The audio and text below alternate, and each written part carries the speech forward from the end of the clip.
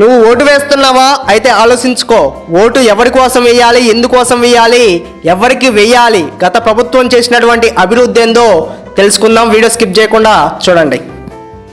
రాజధాని లేని రాష్ట్రంగా ప్రసిద్ధికి ఎక్కించినందుక, లేక మద్యపాన నిషేధమని మద్యంలో ప్రజలను ముంచి బలి తీసుకున్నందుక, విద్యా, వైద్యం మరియు నిత్యావసర వస్తువులు కూడా సక్రమంగా ఇవ్వలేనందుక, లేక ప్రజలను సంక్షేమ పథకాల పేర్లతో సోమరిపోతులను చేస్తూ ఓటర్లను కుక్కల కన్నా దారుణంగా చూస్తున్నందుక, రైతన్నలను ఆదుకుంటామంటారు కానీ పోలవరం కూడా పూర్తి కాదు, రాష్ట్రానికి స్పెషల్ స్టేటస్ తీసుకొస్తాం అంటారు కానీ రాజధాని కూడా ఉండదు, రోడ్డు పన్నులు కట్టించుకుంటారు కానీ రోడ్లు వేయరు, సంక్షేమ పథకాలు ఇస్తామంటారు కానీ రాష్ట్రం అప్పులు తీరుస్తామని చెప్పరు, ప్రభుత్వ ఉద్యోగాలు ఇస్తామంటారు కానీ నిరుద్యోగ సమస్యలు పూర్తి చేయరు, నేను మీ బిడ్డను అని చెప్తారు కానీ ఆడబిడ్డలు కనుమరుగైపోతుంటే పట్టించుకోరు, ఉచిత పథకాలు ఇస్తామంటారు కానీ రాష్ట్రంలో అప్పులు ఎంత చేస్తున్నారో ప్రజలకు చెప్పరు, ప్రజలను పాలించే పాలకుల మీద కేసులు ఉంటాయి కానీ అవి పూర్తి చేయనివ్వరు, ప్రజాస్వామ్య దేశం అంటారు కానీ ప్రజలకు మాట్లాడే స్వేచ్ఛ కూడా ఇవ్వరు, ప్రజల కొరకు పత్రికలు అంటారు కానీ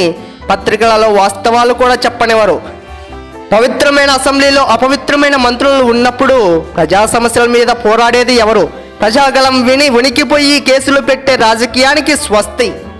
కలికాల ప్రజాస్వామ్యమా, కాలాంతమవుతున్న ఓ నిస్వార్థ భారతీయ సంతానమా, నిద్ర మేలుకో, సింహాసనమే సర్వస్వం, ప్రజలు మా బానిసలు అని అనుకుంటున్న గర్వాంధకాల గ్రామ సింహాలను తరిమి కొడదాం, అరుణోదయ ప్రపంచనాన్ని సృష్టిస్తూ రాష్ట్రాభివృద్ధి బాటలో నడిచే నిరంతర కృషి వలయుడికి పట్టం కడదాం.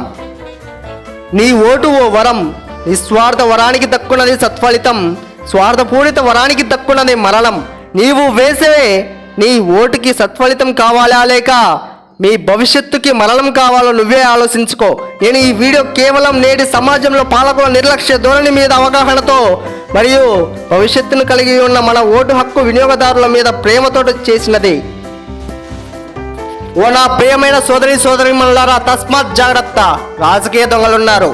మీకు నచ్చితే నన్ను ఆదరిస్తారనేసి మనస్ఫూర్తిగా కోరుకుంటూ ఇక మీదట సెలవు తీసుకుంటున్నాను. సర్వే జన సుఖినో భవంతు.